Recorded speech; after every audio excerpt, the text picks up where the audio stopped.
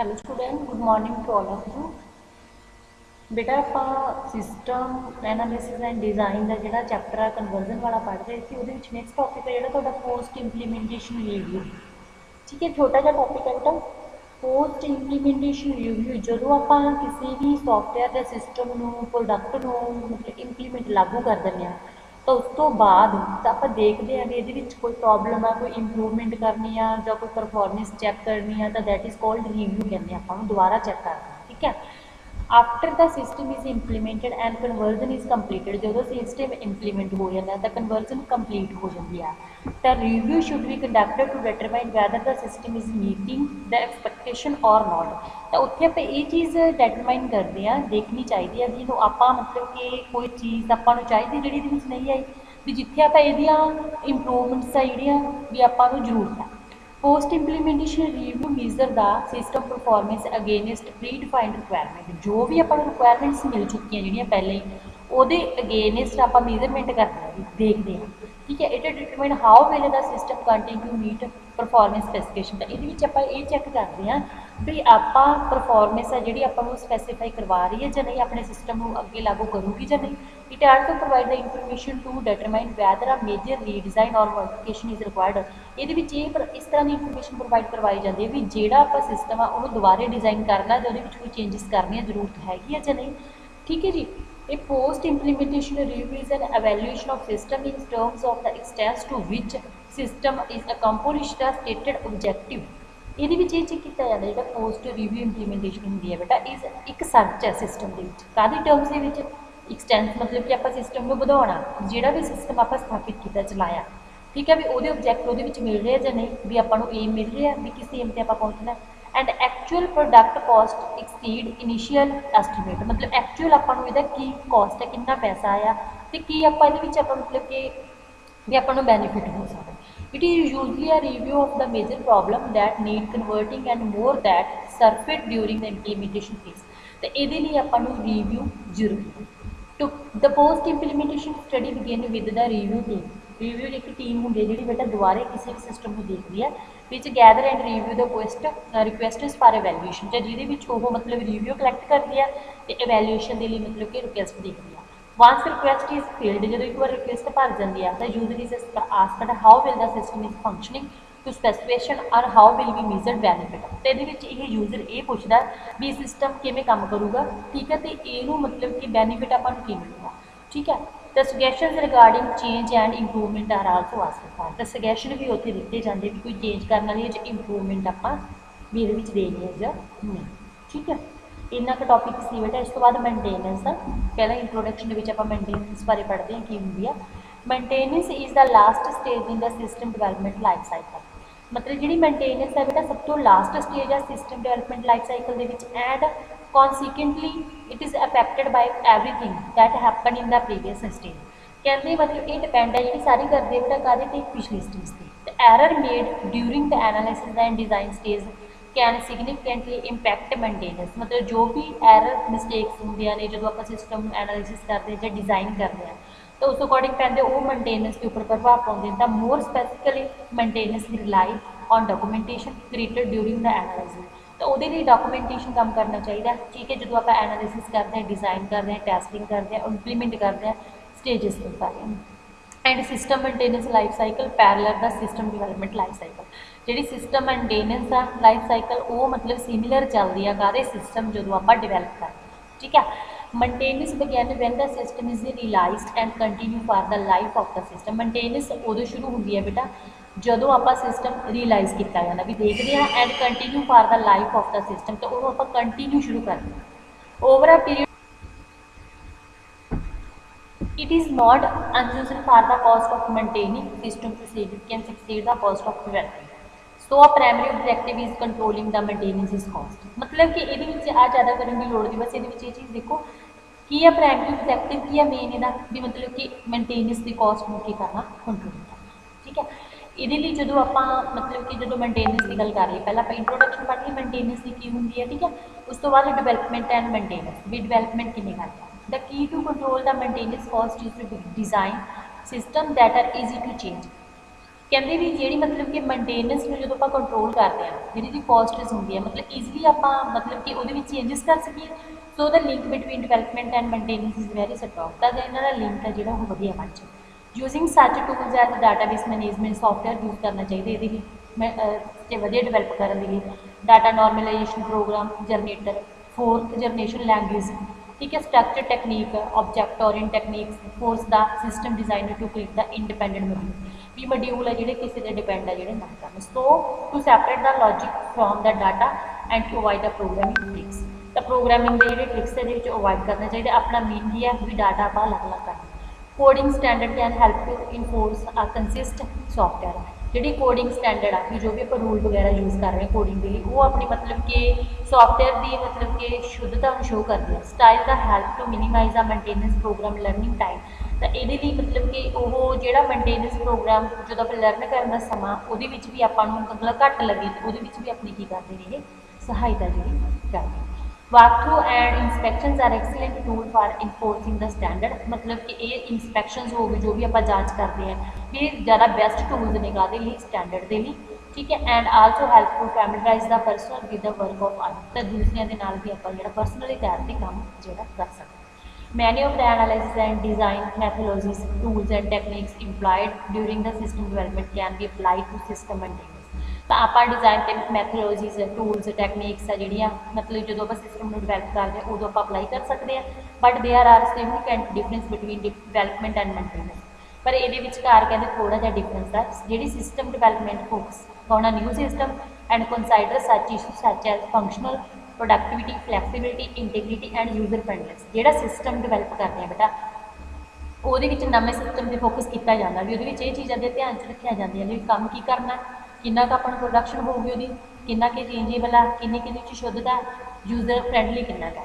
तो maintenance in the कंट्रैक्ट्स is कहते concerned with refining and improving the operational efficiency and effectiveness of the exit system and constantly is constrained by the exit system scope। मतलब ये maintenance का की काम है main ये यही चीज़ चेक की जाती है मतलब ऑपरेशनल किन्ने कि इंप्रूव होए ने ते पुराना सिस्टम आप कितना तो वधिया प्रभावशाली आ, ठीक है। ये चीज़ आप देख okay.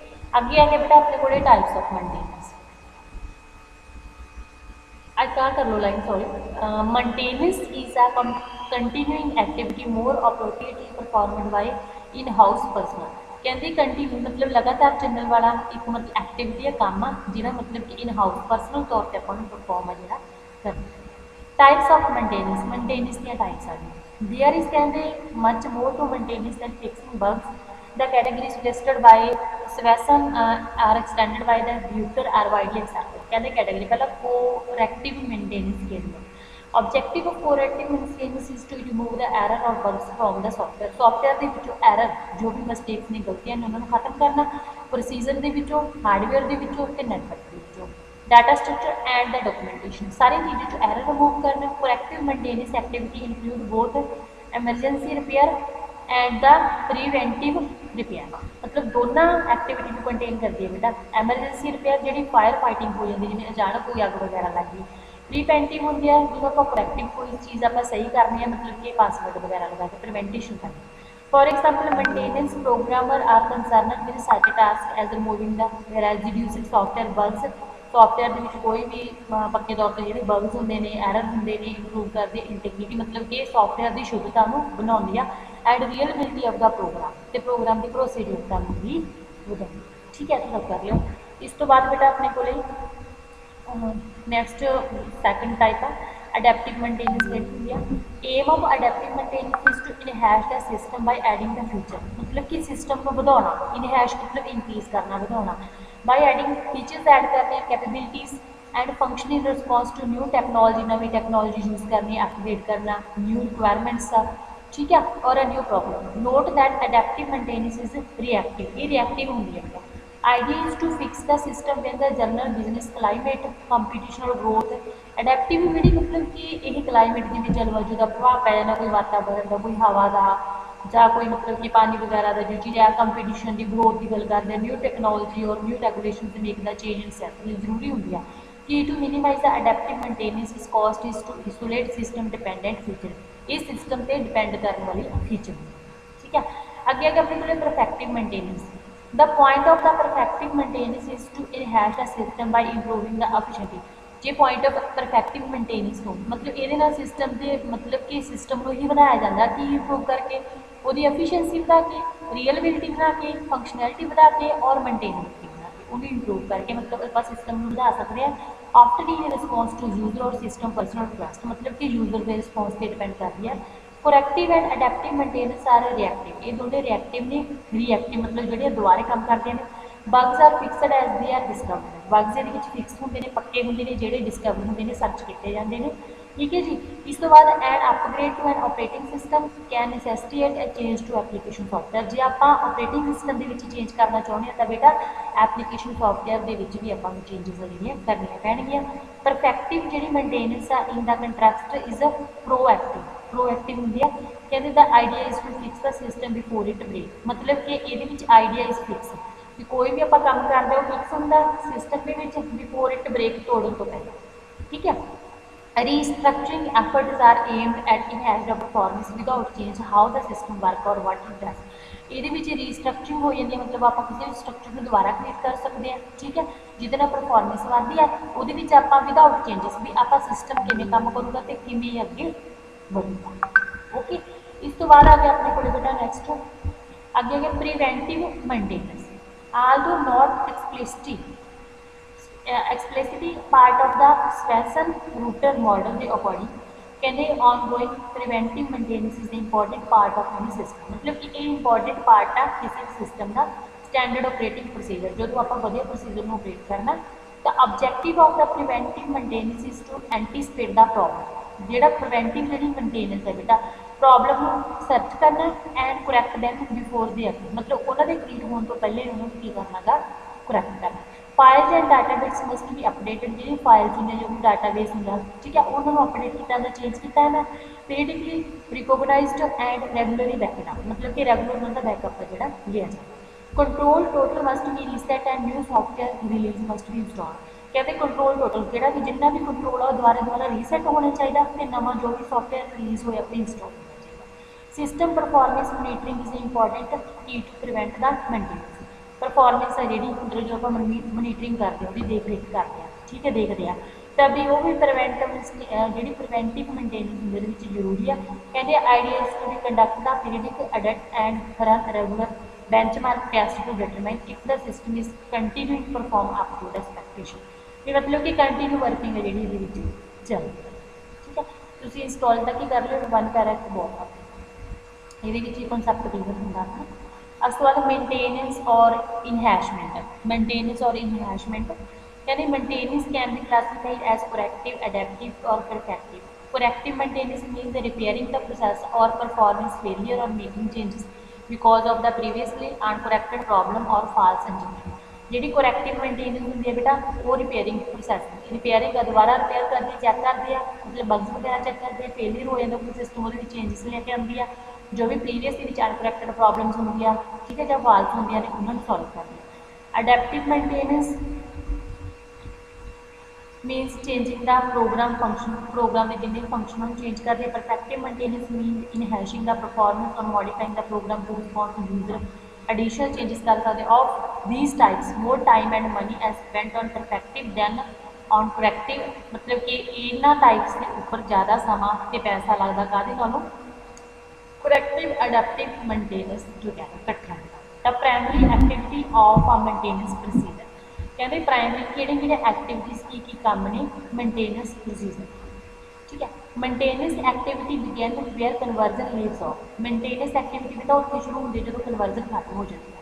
Maintenance is handled by the same planning and control used in formal system उससे प्लैनिंग के द्वारा ही हैंडल की जाती है जिमें आप कंट्रोल की जाती है जी फॉर्मल सिस्टम प्रोजेक्ट के करते simple. Documentation is much part of maintenance as is it is system development documentation भी किया कहते मेंटेनेंस का ही एक पार्ट है ठीक है। The maintenance staff receive a request for service from authorization जोड़ा यूजर है जो मतलब यूज़ करते हो रिक्वेस्ट है जी रिसीव करते हैं followed by the definition of the required modification जिस तरह की हमको चेंजेस चाहिए उन्होंने देख the source program and the written procedure for the system as required from the programming library ਜਿਹੜਾ ਸੋਰਸ ਪ੍ਰੋਗਰਾਮ ਆ ਜਾਂ ਰਿਟਨ ਪ੍ਰੋਸੀਜਰ ਹੁੰਦਾ ਸਿਸਟਮ ਦੇ ਵਿੱਚ ਬੇਟਾ, ਉਹ ਮਤਲਬ ਕਿ ਪ੍ਰੋਗਰਾਮਿੰਗ ਲਾਇਬ੍ਰੇਰੀ ਤੋਂ ਲਿੱਤਾ ਜਾਂਦਾ। Program change are then tested and submit to user ਔਰ ਅਪਰੂਵ। ਜਿਹੜਾ ਪ੍ਰੋਗਰਾਮ ਚੇਂਜ ਕੀਤਾ ਜਾਂਦਾ ਉਹਨੂੰ ਟੈਸਟ ਕਰਕੇ ਸਬਮਿਟ ਕੀਤਾ ਜਾਂਦਾ ਕਿ ਇਹਨੂੰ ਯੂਜ਼ਰ ਨੂੰ ਕਾਹਦੇ ਲਈ ਅਪਰੂਵਲ ਲਈ। ਵਾਂਸ ਅਪਰੂਵਡ, ਜਦੋਂ ਇੱਕ ਵਾਰ ਉਹ ਅਪਰੂਵ ਹੋ ਜਾਂਦਾ ਤਾਂ modification documentation field with library ਦੇ ਨਾਲ ਭਰ ਦਿੱਤੀ ਜਾਂਦੀ ਹੈ and project completion notice send to user. ਤੇ ਪ੍ਰੋਜੈਕਟ ਕੰਪਲੀਟ ਹੋ ਗਿਆ ਨੋਟਿਸ ਯੂਜ਼ਰ ਨੂੰ ਦਿੱਤਾ ਜਾਂਦਾ। ਤਾਂ ਸਿਗਨਲਿੰਗ ਹੁੰਦਾ ਕਹਿੰਦੇ ਟਰਮੀਨੇਸ਼ਨ ਆਫ ਦਾ ਪ੍ਰੋਜੈਕਟ, ਜਿਹਦੇ ਨਾਲ ਪ੍ਰੋਜੈਕਟ ਬਣ ਗਿਆ। ਬੇਟਾ ਇਹਦੇ ਵਿੱਚ ਸਾਰੀ ਪ੍ਰੋਸੈਸ ਇਕੱਠੀ ਦੱਸੀ ਗਈ। ਮੇਨਟੇਨੈਂਸ ਐਕਟੀਵਿਟੀ ਕਦੋਂ ਸ਼ੁਰੂ ਹੁੰਦੀ ਹੈ, ਜਦੋਂ ਕਨਵਰਜਨ ਲਈ ਮੇਨਟੇਨੈਂਸ ਹੈਂਡਲਿੰਗ ਕੀਤੀ ਜਾਂਦੀ ਕਾਹਦੇ ਦੁਆਰਾ, ਉਸੇ ਪਲੈਨਿੰਗ ਦੇ ਦੁਆਰਾ ਜਿਹੜੀ ਆਪਾਂ ਇੱਕ ਸਿਸਟਮ ਪ੍ਰੋਜੈਕਟ ਦੇ ਵਿੱਚ ਯੂਜ਼ ਕਰਦੇ ਹਾਂ ਕੰਟਰੋਲਿੰਗ ਦੇ ਲਈ। ਡਾਕੂਮੈਂਟੇਸ਼ਨ ਕੀ ਹੈ ਫਿਰ, ਇਹ ਵੀ ਪਾਰਟ ਆ ਮੇਨਟੇਨੈਂਸ ਦਾ। ਸਿਸਟਮ ਜੋ ਰਿਪੇਅਰ ਕਰਦੇ ਆ ਮੇਨਟੇਨੈਂਸ ਜਿਹੜੀ ਸਟਾਫ ਹੁੰਦਾ ਉਹ ਕੀ ਕਰਦਾ ਹੈਗਾ, ਰਿਕੁਐਸਟ ਰਿਸੀਵ ਕਰਦਾ ਕਾਹਦੇ ਤੋਂ, ਜਿਹੜਾ ਯੂਜ਼ਰ ਇਹਨੂੰ ਯੂਜ਼ ਕਰ ਰਿਹਾ ਤੇ ਜਿਹਦੀ ਡੈਫੀਨੇਸ਼ਨ ਦੇ ਅਕੋਰਡਿੰਗ ਉਹਨੂੰ ਉਹਦੇ ਵਿੱਚ ਜੋ ਵੀ ਚੇਂਜਸ ਆ ਕੀਤੀਆਂ ਜਾਂਦੀਆਂ। ਫਿਰ ਸੋਰਸ ਪ੍ਰੋਗਰਾਮ ਕੀ ਕੰਮ ਕਰਦਾ, ਜਾਂ ਰਿਟਨ ਪ੍ਰੋਸੀਜਰ ਹੁੰਦਾ ਜਿਹੜਾ, ਉਹ ਮਤਲਬ ਜਿਹੜੀ ਵੀ ਪ੍ਰੋਗਰਾਮਿੰਗ ਲਾਇਬ੍ਰੇਰੀ ਤੋਂ ਇਸ ਚੀਜ਼ ਨੂੰ ਲੈਂਦਾ, ਜੋ ਵੀ ਚੇਂਜਸ ਕਰ ਰਹੇ ਚੇਂਜਸ ਕਰਕੇ ਟੈਸਟ ਕਰਦਾ, ਟੈਸਟ ਕਰਨ ਤੋਂ ਬਾਅਦ ਸਬਮਿਟ ਕਰ ਦਿੰਦਾ ਕਿ ਉਹ ਯੂਜ਼ਰ ਨੂੰ ਕਾਹਦੇ ਲਈ ਅਪਰੂਵਲ ਦੇ। ਜਦੋਂ ਅਪਰੂਵ ਹੋ ਜਾਂਦਾ modified documentation is field with library ਨਾਲ ਉਹ ਭਰ ਦਿੰਦੇ ਜੋ ਵੀ ਚੇਂਜਸ ਕੀਤੀਆਂ। ਪ੍ਰੋਜੈਕਟ ਕੰਪਲੀਟ ਹੋ ਜਾਂਦਾ, ਨੋਟਿਸ ਚਲਾ ਜਾਂਦਾ ਕਿ ਉਹ ਯੂਜ਼ਰ ਨੂੰ ਫਿਰ ਜਿਹਦਾ ਸਿਗਨਲ ਮਿਲ ਜਾਂਦਾ ਕਿ ਪ੍ਰੋਜੈਕਟ ਆਪਣਾ ਕੀ ਹੁੰਦਾ ਕਰਨਾ। ਇਸ ਤੋਂ ਬਾਅਦ ਬੇਟਾ ਆਪਣੇ ਕੋਲ ਰਿਡਿਊਸਿੰਗ ਦਾ ਮੇਨਟੇਨੈਂਸ ਕਾਸਟ। ਮੇਨਟੇਨੈਂਸ ਦੀ ਕਾਸਟ ਨੂੰ ਕਿਵੇਂ ਰਿਡਿਊਸ ਕਰਨਾ। Several MIS organizations have done maintenance plan which consist of the following phase। कुछ phase ਇਹਦੇ ਵਿੱਚ ਫੋਲੋ ਕੀਤੇ ਜਾਂਦੇ ਆ। MIS ਕੀ ਹੈ ਬੇਟਾ, ਮੈਨੇਜਮੈਂਟ ਇਨਫੋਰਮੇਸ਼ਨ ਸਿਸਟਮ ਆ, ਜਿਹੜਾ ਤੁਸੀਂ ਪਿਛਲੇ ਸਮੈਸਟਰ ਦੇ ਵਿੱਚ ਇੱਕ ਬੁੱਕ ਪੜ੍ਹੀ ਸੀ। Maintenance management audit which through interview and questionnaire evaluate the quality of maintenance effort। जो भी मेनटेन करने में एफर्ट कोशिश की जाती है बेटा वो क्वालिटी को वैल्यूएट किया जाता, सर्च किया जाता। Some of the questions asked are maintenance request logged in maintenance request log, मतलब कि ये चेक किया जाता कि रिक्वेस्ट है जी लॉगिन हुई है, ठीक है। What percent of the total hour worked are spent on error correction, error correct करने के लिए किन्ने परसेंटेज अपनी हावर लगे ने, एडिशन के लिए, चेंजेस के लिए, डिलीशन के लिए, ठीक है। Does your organization currently have a well defined maintenance reduction program, भी ऑर्गेनाइजेशन ने वधिया तरह नाल इस चीज़ में डिफाइन किया। सॉफ्टवेयर सिस्टम एडिट के अकॉर्डिंग पहला मेनटेनेंस मैनेजमेंट के अकॉर्डिंग चेक कर लिया, हम software system audit which consist of बेटा and overall view of system documentation. ये डॉक्यूमेंटेशन चेक की जाती जो भी आप रिटन च काम होंगे, असैसमेंट की जाती क्वालिटी जो भी data file data basis system की मेनटेनेबिलिटी रियलेबिलिटी एफिशिएंसी, ठीक है। Functional information gather on all programming system to determine how will they do the job, किमें फंक्शन थ्रू परफॉर्म करते सारी इंफॉर्मेशन वो रिलेटेड कलैक्ट की जाती है। Each program is assigned a primary ranking value, हर एक प्रोग्राम कल्ले कल्ले प्राइमरी मतलब कि बेसिक आप वैल्यू देंगे। डिटेल्ड प्रोग्राम एडिट के चेक किया जाता which consider the ranking value means time between failure and size of maintenance backlog, कि मतलब कि फेलियर के जो सिस्टम फेलियर होने की साइज कि बैकलॉग का पिछला चैक किया गया वो अकॉर्डिंग मतलब डिटरमाइन किया जाता है, ठीक है। इस तो बाद software modification which consist of 3 step, जिहदे विच की है प्रोग्राम रीराइट किए जाते हैं which include logical simplification, documentation, update and error correction. ये बेटा देखो एक तो लॉजिक सिंपलीफाई किया जाता की काम से, फिर वो डॉक्यूमेंटेशन अपडेट की जाती, फिर एरर में की किया जाता करैक्ट किया जाता, ठीक है। ये चीज़ा ये करनी है। ये जो टॉपिक है मेनटेनेंस वाला भी कंप्लीट हो जाएगा। अगे अपना एक टॉपिक रहेगा लास्ट हार्डवेयर वाला, तो सॉफ्टवेयर हम नेक्स्ट लेक्चर में पा देंगे। एक बार तुम इन्ना रिपीट कर लियो।